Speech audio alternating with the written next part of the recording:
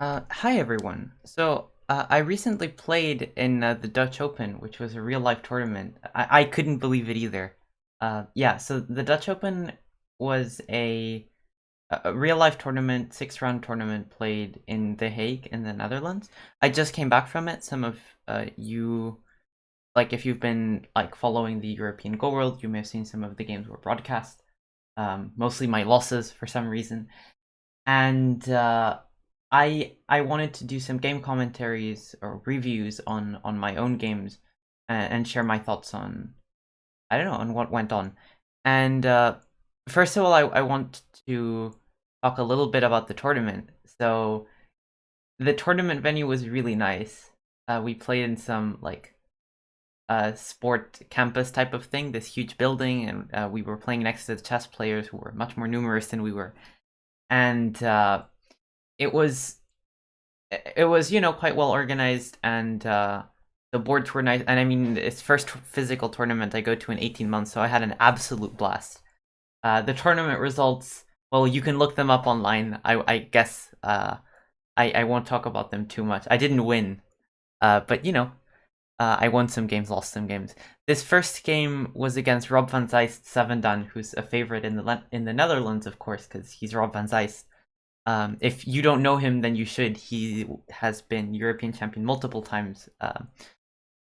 A little bit in his younger days, he went to study in Japan as an insei for a while, I believe, and he's very strong. I would say so. This is my opinion on his go at the moment. I think he hasn't practiced much during the pandemic, and he might be a little bit out of shape. He mentioned he doesn't like online play. And I think that him being a bit rusty in that sense does show through in this game.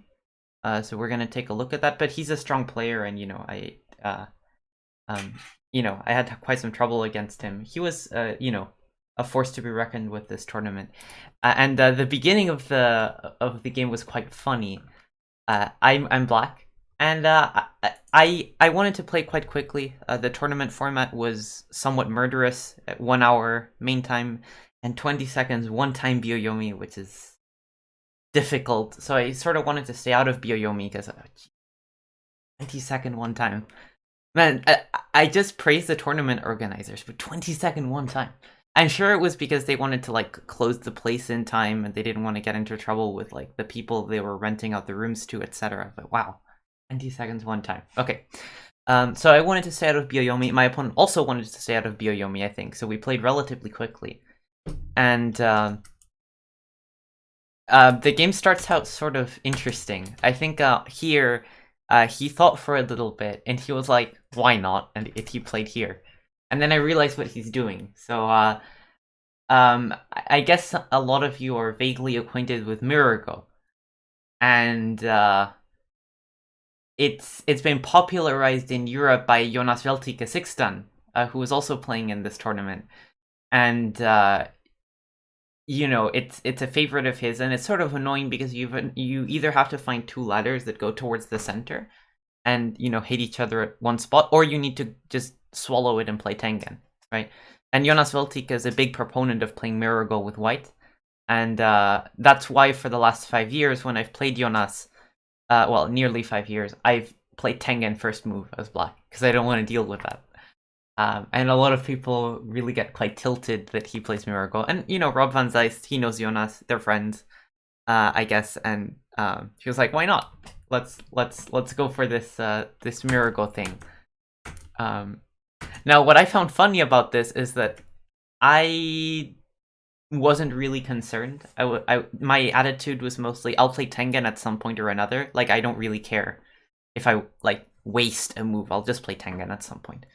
And I spent very little time while he spent like more time than I did figuring out if he should keep mirroring me. So I thought this was very funny, personally, because by the end of so first of all, he didn't mirror here. He for some reason picked this other move, but then he kept mirroring my Joseki choice in the corner. But by the time that I cut at d17 and he didn't follow suit, he actually went down and broke the mirror like properly.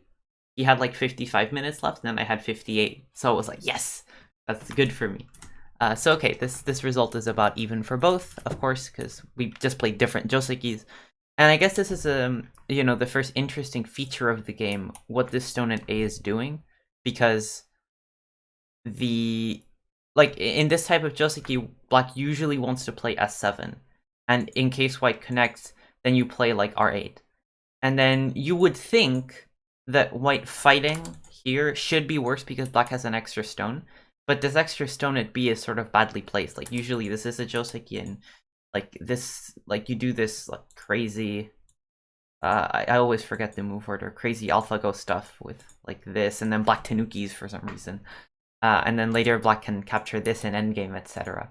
So all of this stuff exists, and you would think that the stone at B would make things better, but I thought it might make things worse. Because I was reading, well, if I push, and then if I cut now, then he gets to cut, and if I Tanuki, he gets a Sente move against my stones, and he gets a really solid wall where this stone doesn't really know what it's doing. So therefore, I should cut, but I wasn't convinced about this cut, because I have to come back to defend at S2 anyway, after which he just has two, decently strong groups. And these two stones, I don't really like them, so I wasn't a fan of this. Oh, whoops. I wasn't a fan of this variation, and I ended up opting to do nothing. I just Tanuki'd, with this in mind that S7 might exist. So, yeah, so to reiterate, we're playing relatively quickly. I think at this point we both had over 50 minutes left. I might have had like over 55. And yeah, eventually I actually play R8, because I was thinking, well, if I play some other move, like jump in the center, like here, there's a lot of moves that one could consider big. I thought he might actually play S9 now, because that gets his group a lot of space. So I was like, okay, I'll just exchange R8 or S7, even though that sort of increases certainty and makes his group feel safer. He mentioned he was happy I made this exchange, and I mean, I guess he can consider it a small victory for white. I just figured I'm never playing S7, so I might as well get this exchange out of the way. And I played R14, letting well, I expected him to play K10, and I was slightly surprised at O5, because I thought O5 is just a good exchange for black. I mean, this move is a known move, because it prepares some funky aji around B and C, and, it's a move. But I was a bit surprised, because I didn't really see what white's up to. Like, in this board position, I might have preferred to play here. Or actually, maybe here. So I expected something like M4, and if I play M2, which is the standard answer locally, he would play K10, and then these stones, they're okay, but, you can see that white is sort of trying to surround them and put a little bit of pressure on them, while playing moves that are not small. I mean, none of these moves of white's are small, so it's not like white needs to attack, but a little bit of pressure is being put. But instead, he made this exchange, which he mentioned that he didn't like either, because he doesn't like giving territory for free. And I said, well, what's with O5 then? And he said he regretted it. Yeah. Apparently, he was thinking about pincering at A, in which case this move would make sense. But he never went for it, so that's unfortunate for him. Yeah, so here, after white played K10, I was sort of debating with myself if I even want to add a move. I played H4, which is sort of a compromise. I figured that in case of a white Tanuki, I can make myself a very reasonable shape on the lower side. And if white just answers on the second line, which he did, and which I consider a bit slow, if I were white, I would Tanuki probably, then, this exchange sort of helps my group towards the left side, and I can play elsewhere, which is what I did. Yeah, so I played H17, and this is where things became kind of fun. So H17 is trying to poke at this weakness at E16, but I'm sort of fake poking at it, which I'll explain in a second. So he just ignored my threat and sort of, played a big move for himself. And at this moment, we were both calculating this, and it's interesting how we calculated differently. After the game, he said, well, I wanted you to cut and to play here, so that now if you jump, then I can just cut through and kill you. And I said, oh, I said that I misclicked. No. And I said, well, I read that I play here, you play here, and that's a good exchange for white. So then I stopped reading. So I wasn't really considering playing e16 yet. I was, to be more accurate, I was more considering like peeping here and forcing white to play the dame, right? Because dames are not valuable, so I want white to play there. And then I can reduce the left side a little bit. So that was my plan. For the moment, I settled my group, and then he made a strange decision, in my opinion. So he wanted to keep these stones cut, and he tried very hard to do that, and I think that's a mistake, the way he did it and why he did it. Because these stones are very safe, they have 2 different connection outlets, they can even run towards the center, which is what I did. And then I don't think it's that valuable to cut them, or to spend resources to cut them. So I thought his decision-making was a little bit strange here. So I myself expected white either to Tanuki and play on the right side, which is fine because, I mean, if I spend another move to connect, there's still so much aji, like, for example, white could play here later. This is a sort of classic Tesuji, I think. And then there's this very funny sequence. I mean, black technically, oh wait, no. Black technically keeps everything, but only in the most technical of senses. There's lots of aji to worry about. So, I mean, white doesn't mind giving black this shape, and then white just plays another move. So I sort of expected Q11 at some point, after which I wanted to do this and just help my group out. But he actually spent a move to cut my stones, and I thought this was fine. He can play O15, and I'd play like here or something. And instead, he played N17, which I think is the first like actual mistake of the game. Because, I mean, this Atari is just delicious for black. I love this Atari. I mean, shape-wise, it's just great. And then he actually sacked the stone and gave me this stronger shape. And I think his logic behind this was, well, now I either get the corner or I get to cut your stones. And I was like, yeah, fine. Cut my stones. He bumped, which I expected. And then I'd read that I can just pull out the stones this way, and I didn't see the problem. So I must say that I thought that this was just a mistake from white, just because my group isn't under pressure. I mean, his group was under more pressure than mine, and he strengthened my shape in order to do this. I mean, what he did wasn't a very bad decision, but I thought it was good for me. So yeah, the game continues, and we jump out into the center, and I think here's where I made a mistake. Because what I should do is very simply jump. And jump just gets my group out, and we can see that white's group also isn't horribly weak, but white's group also has to run. So this is in no way a good sequence for white. Like, white just gave up some territory on the top right, and then black's group got out easily anyway, so I think black gained slightly. In the game, I went for M12 and then L10, and that is fine, but it sort of helps him fix his shape. Like, if we compare it to this variation where I push, white's shape is a little bit weaker. There's more moves of mine that are sent to. So, for example, like in the game, he was able to play J10. Now, imagine I push with the intention of cutting here. If he spends a move to defend, now this is an actual serious weakness for white, because him capturing the stone at A would lead to me cutting, like, like, white's shape is a little bit weird. In the game, I basically made this exchange first, which is, wait, not that exchange. I'll show what I did in the game, which is, after this exchange, I gave him this incente, so then none of these shapes are a problem for him anymore, so this is an inaccuracy by me. And the reason I did it was so I could get out more easily with my group, but I mean, I could get out easily with my group by just jumping, so this is just bad of me. Slight inaccuracy. And this allows him to play J10, which is a relatively important strategic point because he cuts A and B. However, this does allow me to Kosumi, after which his group here needs to find a solution to its existence. So I still felt comfortable here. I thought I was ahead.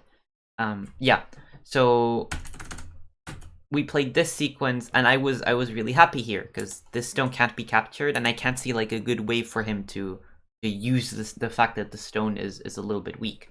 I mean, let's say that he plays here because if I connect, then he can ladder the stone. Oh, well, yeah, well, not like that, but yeah, like this. So I can just chill. Like I can just get good shape by I mean he can save the stones, but he doesn't want to. And then he still needs to make an eye. His group on the right side is weakened, maybe even dying. So it's a little bit of a hairy position for white. And white played p8, which I think was correct because it gives his group over here some eye space, and it also makes my life a little bit dangerous on the right side. So if I connect, which is the obvious move, and I say, well, your group doesn't have eyes, I thought he would play here, q11. And then my group doesn't have eyes either. So I thought that this would be a potentially quite fun position, but I didn't think it would work out for black. I was reading some variations here, and the best I could find is like this move, which sort of barely survives because this move is my sente. But I didn't think I'm like killing him here because he has a lot of sente moves. So I figured that he's gonna be okay. And my move in the game was fine. I played q11, and he played q12, which I expected. And the reason I expected it was that white has nothing else. Like if white does anything else, the game is just really good for black, I thought. So, I mean, if he plays some move like wedge, and now I fix, it doesn't matter if he lives, I thought. Or actually, even that would be okay for black, but even better is if I resist, I think. Because then white just has a hard time. Like, this is a difficult move to deconstruct, even though the shape is really weak. And maybe he could attach here, I suppose. And if I just pull back, then at least he lives. I think this is good for black, because black gets center and black gets the right side, but it's okay. And then, if I resist, then he gets this Hane in, and then it might get a bit scary for me. Like, he can push down, and I can't cut. But I thought that by far this is the strongest move. And the reason is that if I Hane, right, he should be able... Wait, what was the variation here? Just cutting through is not particularly good for white. But crosscut should be fine.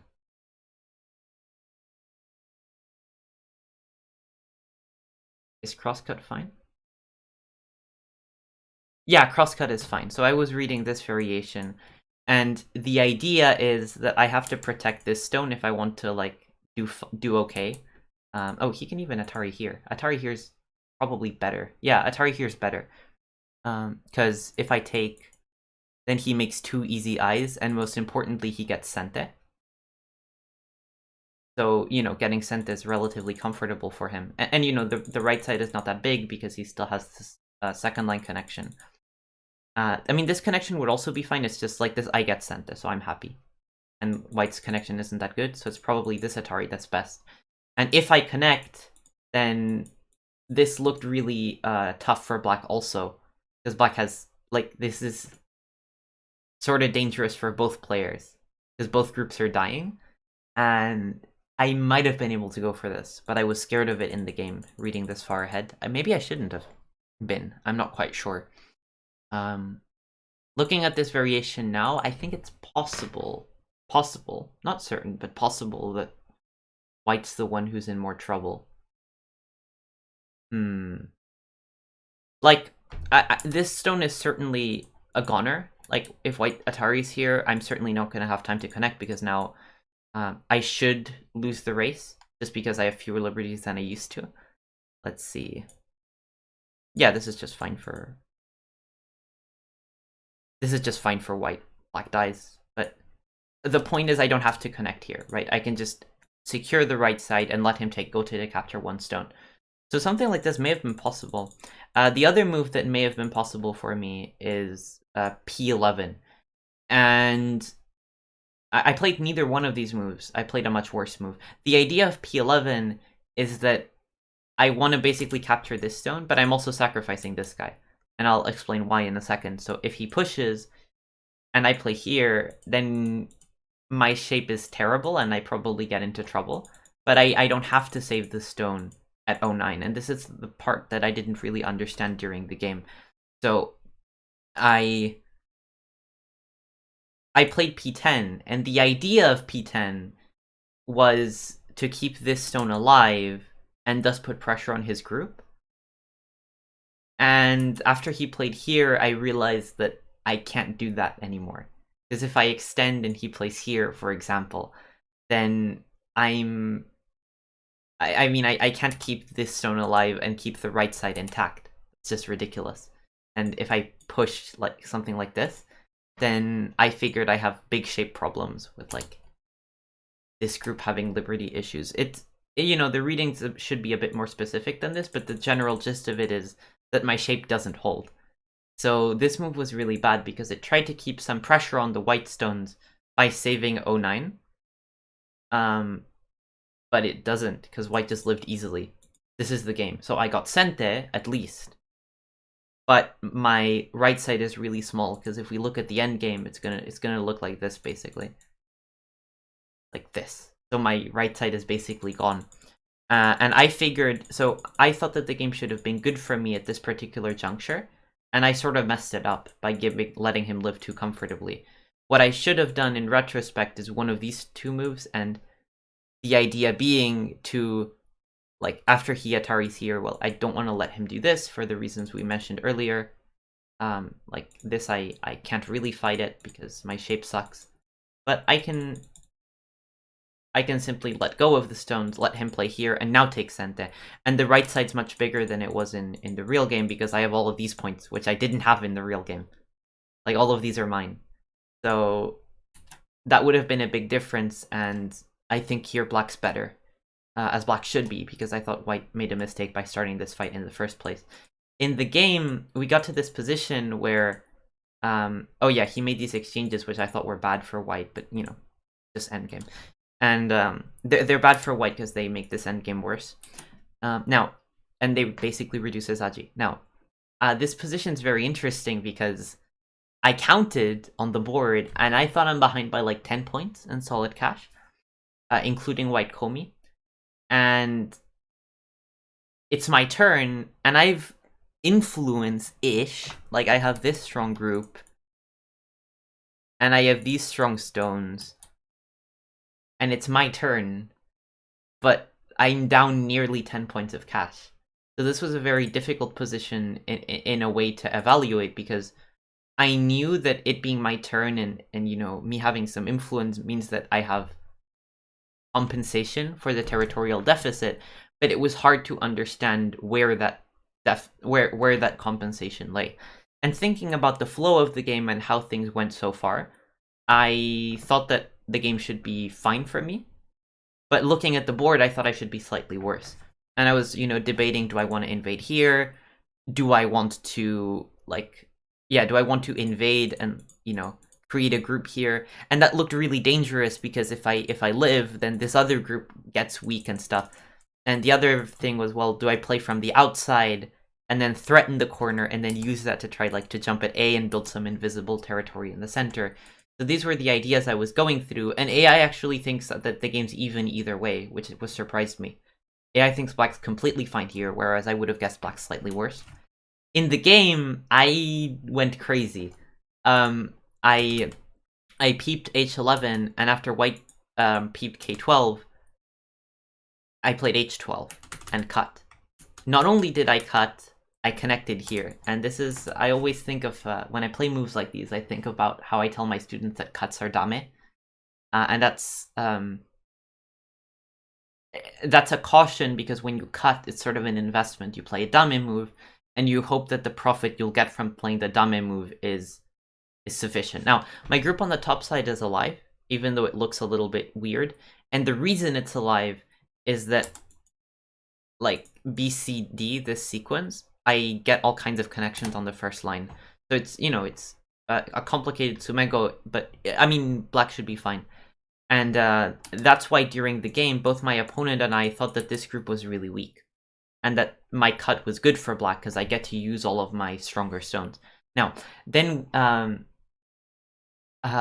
this is where the title of the video comes in, because one of the reasons we thought that the game was good for black here was that we thought that this group is going to die. So we thought if white tanukis, and I read this in the game here, like white can push if he likes, white can play here. White's locally dead in the corner because this is just a relatively standard shape, just hane hane, etc. And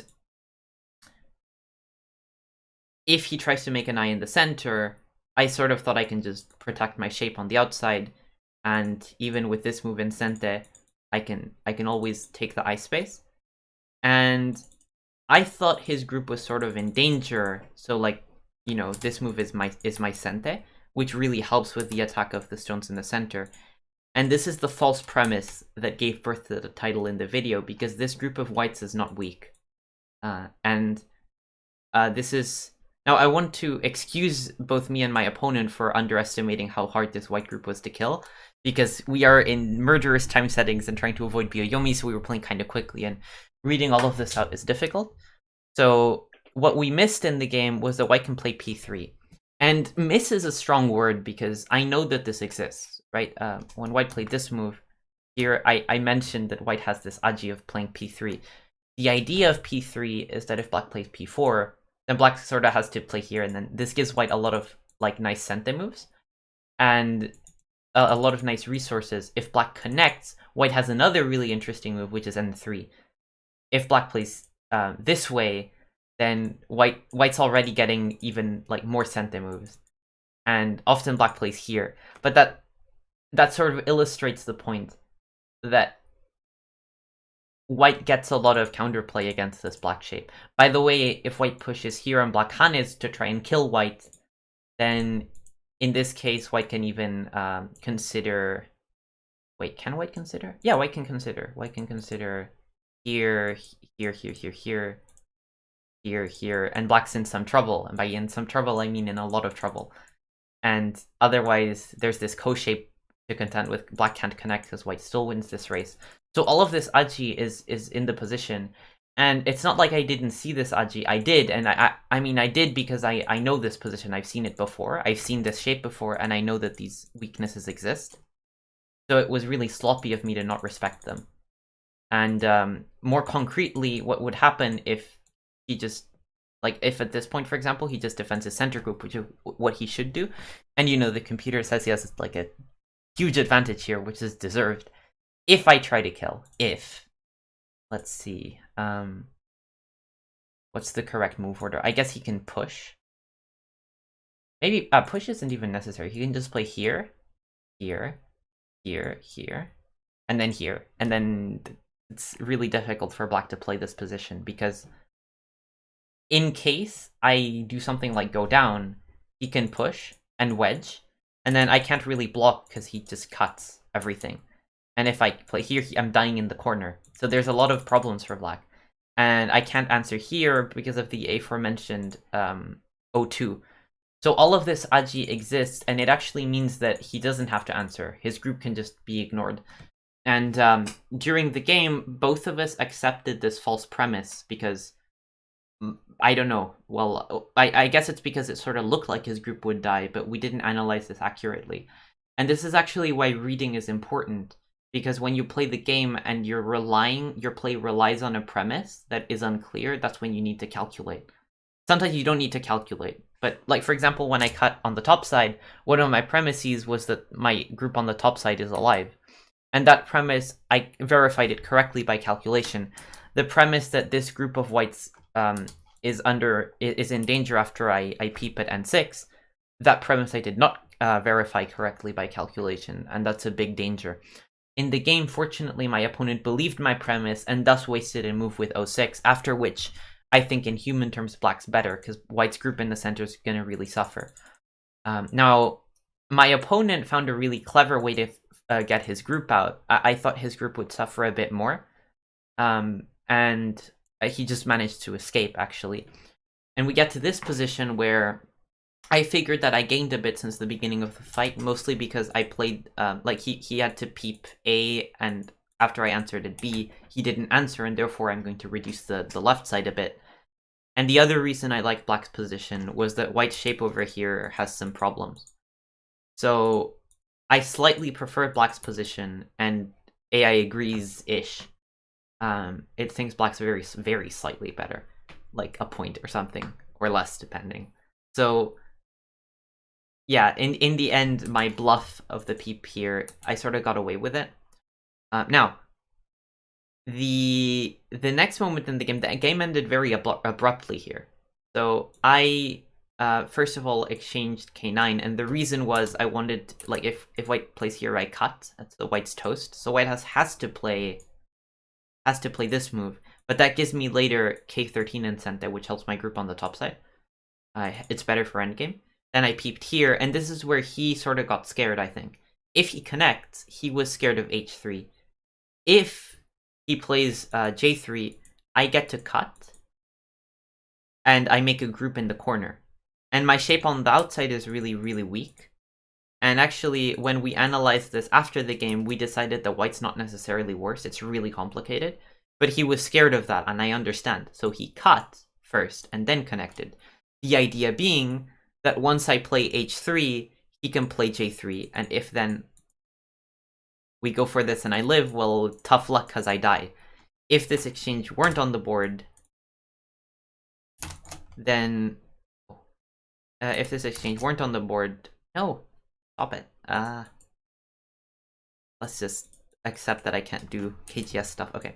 If this exchange weren't on the board, then I don't have to save the 3 stones anymore. I can just sacrifice them and do other things, right? So he wanted to get the exchange in for safety, which is understandable. But it is a good exchange for black. And my plan at this point was to peep, let him play here, and then to attach here or something.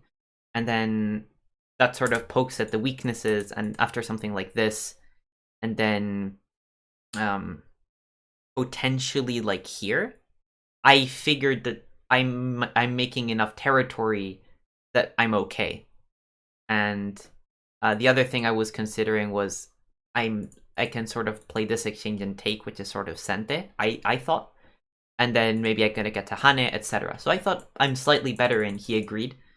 And if I get some endgame, but I played here, and then in a startling turn of events, he played G2. And after he played G2, I was like, what? Because he can't play G2 because of K4. After I play K4, if he goes from this side, these 2 moves are miai, so white's toast. And if he goes from this side, I cut. If takes, I cut. And if here, I'm fine, because if white pulls out the stone, I just capture. And this Liberty Race, I mean, white can't cut my stones because of this idea. That's actually why I played the AB exchange a really long time ago, because I thought this might happen. And white just loses the Liberty Race. A will always lose to B here, because B is just a bigger group. So after I played here, he resigned. And I was like, oh wow, that was easy. Like, I mean, the game wasn't easy. The game was really competitive and really interesting up until this point. And then he just fell off a cliff. And that's something you can't do in Go, blunder like that. It's really harmful, right? Because you can make mistakes so long as you don't get knocked out. And it's a shame because I thought he played a relatively good game. Like, this game, given that we're playing in fast time settings, neither one of us had reached Byoyomi. We both had about a minute on our clock. Which means we played relatively quickly given its move 150. And it's a shame that he just lost like this. I mean, I wasn't going to complain. I won the game, but it's a sad way for him to go. And this is what I mean, that I think Rob is a little bit rusty. Not having played many online tournaments during the COVID era, I think just stuff like this, he can blunder it. And like he mentioned, it's really unfortunate because he saw K4. And I believe him when he says he saw K4, because otherwise there's no reason to play this move. Like, in the game, he played this exchange, and that's a very smart exchange, actually, because that means that he gets to play here, and then my cut doesn't work anymore as well, because I have to watch out for this. So it's very clear in my mind that he intended to play J3, and then he just like some circuit disconnected in his head and he blundered, which is really unfortunate for him. I mean, also for me, because I would have liked to play out this game because it was really interesting. But then again, I won the game playing less than 2 hours, and I had energy for the next game, and that was nice. So I don't know. So the story of this game in my mind is, and that's why the video is going to be titled "False Premises," because when you do stuff like this, where you change the position so much and you make an investment of playing a dame move, because I essentially took Gote to play dame, I need to be sure that I'm actually getting something in return, and that didn't happen. Like, that didn't happen because I underestimated how easy it would be to kill the white group on the right side, and I simply didn't respect Aji that I knew existed. I know that this Aji exists. I know. And I didn't really respect it in the game. Among other things because of the fast time settings. And he also got scared and respected it, which is why it was fine. But this was a very interesting moment in the game that I think was very instructive. Because it shows when you should read. You should read when you're doing something where your reading matters. Like, when white plays here, and you're thinking, well, can white attack my group? This is not something you read, because there's simply too many variations. There's too much to consider. It's too big of an area. Here, your intuition, your experience, and of course, you will calculate like 3 to 4 moves ahead, but that's just, you look ahead to visualize what the position will look like so you can judge what's going on. You're not reading concrete variations. And, you know, conversely, when you're playing a move like this and you're expecting your opponent to answer, and the premise behind your whole sequence is that your opponent will answer, that's something you need to read, and that's something that could have bitten me quite badly, because I took an even game, or one where I think, in my opinion, black's slightly worse. I don't agree with the computer. I went to a terrible position, and my opponent believed me, so I was fine. But that was, yeah, very dangerous. Nevertheless, it was a very interesting game, very fun game. I appreciated playing against Rob. It's been a while, a long while. Like, I think we last played in 2018. Yeah, that was the first round victory. And in the second round, I played Cornel Borzo. I'll be uploading. I'll probably be uploading the reviews for Game 1 and Game 2 together. So I'll try to make the next review shorter, because I dallied long with this one. 35 minutes. Jesus Christ. I wanted to make it like 20 minutes, but it was interesting. I mean, yeah. So thank you for those of you who watched until the end. It is a long video. I'll try to make them shorter in the future. I also don't have much experience putting out YouTube exclusive content. I usually stream. I'd love some feedback if you want to comment, or like send me messages on like Facebook, Discord. You know, I'd really appreciate feedback. And other than that, thanks for watching. I'm on YouTube. I should do the YouTube thing, like, subscribe, etc. And yeah, see you next time.